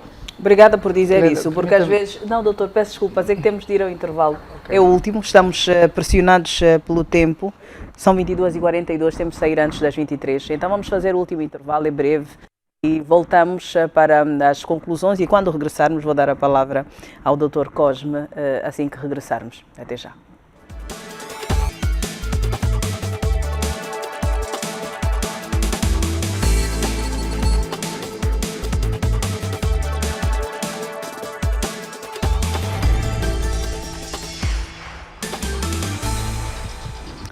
Entramos para os últimos minutos deste debate livre na TV Zimbo. Estamos a olhar para os desafios do Poder Judicial para acompanhar os processos de abuso sexual contra menores e, no fundo, a olhar para os vários ângulos que este tema nos permite abordar. Muito há que se lhe diga, muito foi dito aqui até o momento. Eu dizia antes de irmos ao intervalo que no regresso daria a palavra ao Dr. José Lobão Cosme, vogal do Conselho Superior da Magistratura Judicial. Entramos já para os últimos momentos. Doutor, vou deixar dizer o que queria dizer antes de irmos ao intervalo e depois, já em jeito de conclusão, deixar aqui também a sua opinião. Muito obrigado. Era apenas para fazer uma ligeira correção. Sim, sim. Quando fez a pergunta se podia ser retirada a queixa ou não. Sim. Não, dada a queixa já não é possível. Já não é. Já não é possível, o processo segue por causa daquilo que a própria lei define. Portanto, há crimes que dependem de queixa, quer dizer que para o procedimento criminal seguir é necessário que haja queixa, o titular do direito à queixa venha e confirme. Eu quero que esse processo siga. Dada esta queixa formalizada, então aí o processo segue, ainda que queira retirar a queixa, já não é possível. Já não é possível. Era Em apenas jeito de isso. conclusão, o que é que nos pode dizer depois de termos praticamente 2 horas de debate, doutor? Bom, vamos ver que tudo isso vai nos levar à reflexão no campo da educação. Sem educação, jovens, adolescentes, crianças, adultos, porque na verdade são os adultos que vão educar as crianças. Então os adultos também precisam dessa educação, embora numa outra visão, numa outra perspectiva. Mas de qualquer modo também precisam desse input.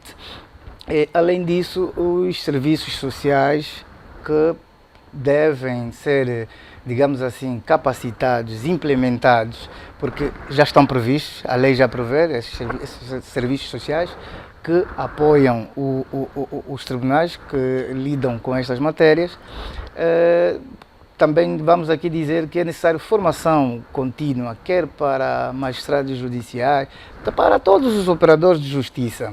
É necessário que haja isso. Resumindo e concluindo, investimento. Isso é o que nós precisamos. Muito obrigado. Obrigada, doutor Cosme. Doutor Bruno Pedro, em nome do INAC, o que é que nos pode dizer em jeito de conclusão? Olha, olhando para esses desafios no tratamento dos casos de violência sexual contra a criança, nós gostaríamos de reiterar, primeiro, a comunicação. Precisamos, enquanto instituições, todas aquelas que fazem parte do sistema de proteção e que atuam nos casos de violência sexual contra a criança, precisamos comunicar mais com as pessoas. Precisamos que as sentenças sejam conhecidas, como dizia o colega, essa parte pelo menos podemos, e vai ser um alívio para as pessoas saberem que aquele abusador foi sentenciado e hoje foi julgado, está preso, está detido, já não vai importunar a sociedade. Portanto, esta comunicação com a sociedade tem de ser cada vez mais aprimorada, por um lado. Por outro lado, reforçar os conhecimentos. Dizia meu colega e concordamos aqui, nós precisamos reforçar as competências de todos os profissionais e inclusive dos familiares para saberem lidar com essas situações, saberem denunciar e aqueles que têm que atender, no seu atendimento não revitimizarem porque o atendimento falhou nisto ou naquilo. Os profissionais das diferentes instituições precisam estar comprometidos e ser sensíveis às situações. Por outro lado, a figura do assistente social e a figura do psicólogo, a nível dos tribunais, a nível da polícia, a nível de outras instituições, todas as instituições, a figura desses profissionais, assistente social, psicólogo, é fundamental. É importante que nesse investimento que dizia o meu colega aí bem, também investamos nesse profissional, porque irá facilitar em muitas situações aquilo que tem sido denúncia, nós podemos ultrapassar com a figura desses profissionais.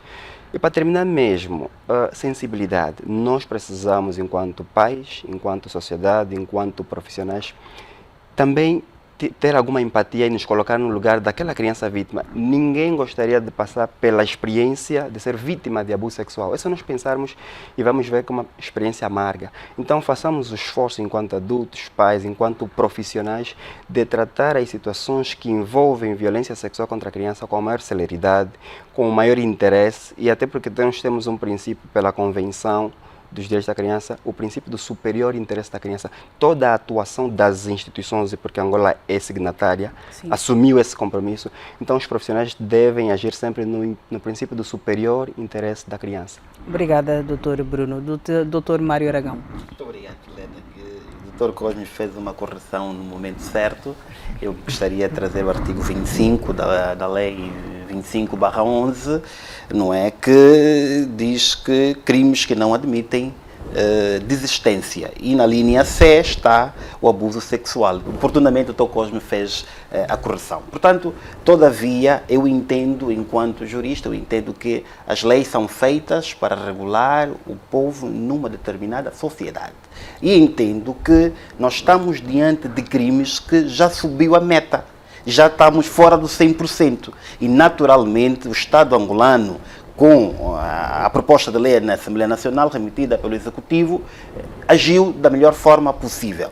Eu entendo que deve ser, sim senhora, aumentada as penas, ou agravada, se melhor se preferirmos, mas as questões sociais, de facto, devem ser revistas. Eu entendo que as questões sociais devem ser revistas, mas as leis também devem ser implementadas. E, naturalmente, está aí os tribunais, que é para fazer cumprir as leis emanadas pelo Estado angolano. E, por outro, para terminar, o Conselho Superior da Magistratura esteve muito bem. em trazer esta matéria, o reforço da fiscalização dos processos contra a violência aos menores. É um trabalho que os vogais, é um trabalho que a própria inspeção já tem vindo feito, mas entendeu o Sr. Presidente dar mais corpo, dar vida a essa fiscalização. Esperemos nós que de facto saia do papel para a prática. Portanto, bem-aja o Conselho Superior de Magistratura e vamos estar aqui a ver que de facto essa fiscalização cerrada, e eu compreendo a preocupação do venerando Presidente e entendo que terá êxito. Obrigada, Dr. Aragão. Doutora Massochi Vigário, vamos fechar consigo. É psicóloga, uma parte importante em todo esse processo para ajudar a sarar as feridas dos sobreviventes.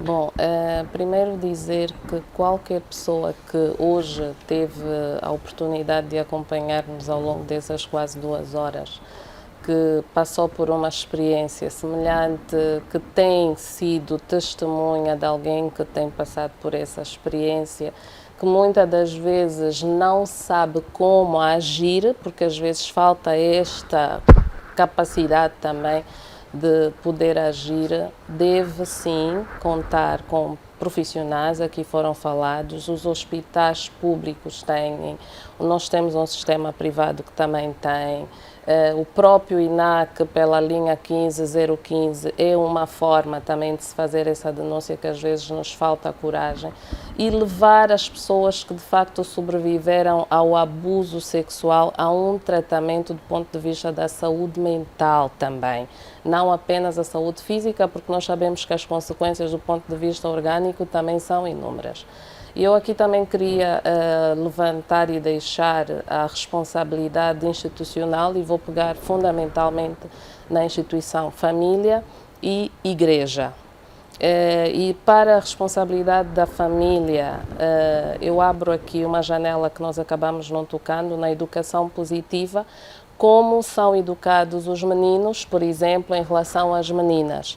E muitas das vezes são os pais, são os educadores ou os encarregados de educação que transmitem um modelo de educação em que o rapaz pode tudo com as meninas, inclusive o abuso sexual. Não é porque ela está mal vestida, não é porque ela tem um corpo que chama a atenção, não é porque ela se insinuou que você tem direito a fazer algo que efetivamente é crime. E aqui também a responsabilidade das igrejas, porque nós falávamos que não existe instituição nem pessoas imaculadas no seu todo, e nós precisamos de, mesmo dentro do ambiente das igrejas, do ambiente religioso, falar sobre suicídio, falar sobre abuso sexual, falar sobre alcoolismo, falar sobre temas que efetivamente geram distúrbios emocionais ou psicológicos e espirituais. E não podia deixar de mencionar aqui também o facto de que as nossas sobreviventes vivem muitas vezes no silêncio, e é um maior número, os sobreviventes do abuso sexual, e nós precisamos de incentivar que o silêncio seja rompido, porque quanto mais as pessoas puderem falar sobre isso de forma responsável e puderem encontrar locais e pessoas que efetivamente validem o sofrimento e acolham esse tipo de manifestação, nós vamos ter os crimes perpetuados do abuso sexual também reduzidos, porque vão ser denunciados e vamos poder falar sobre efetivamente o que são impactos. E também aqui uma última nota, que é a celeridade no tratamento. Fundamentalmente quando olhamos para casos que começam aos 17 anos e vai aos 18 anos e o caso não fechou e muda. Aqui estão os nossos colegas da lei, muda o contexto do tratamento. Então eu insisto em dizer que é preciso colocar aqui uma definição de limite e olhar-se fundamentalmente para esse tipo de casos. São 17 anos, corre o risco de fazer 18 anos, como é que isso depois vai ser visto no final? Então é o nosso acolhimento, o nosso voto de solidariedade a todas as pessoas que realmente sobreviveram e passam por situações de abuso sexual. Obrigada, doutora Massochi Vigário, psicóloga. Agradecemos também as presenças do Dr. Mário Aragão, jurista, Bruno Pedro, chefe do Departamento de Prevenção da Violência e Proteção dos Direitos da Criança, do INAC, e o Dr. José Lobão Cosme, vogal do Conselho Superior da Magistratura Judicial. Foram os senhores convidados para o debate livre desta noite. Agradecemos, como sempre, a preferência e fidelidade. Desejamos continuação de uma ótima noite. Se for vítima de abuso sexual, não se cale, denuncie. Boa noite.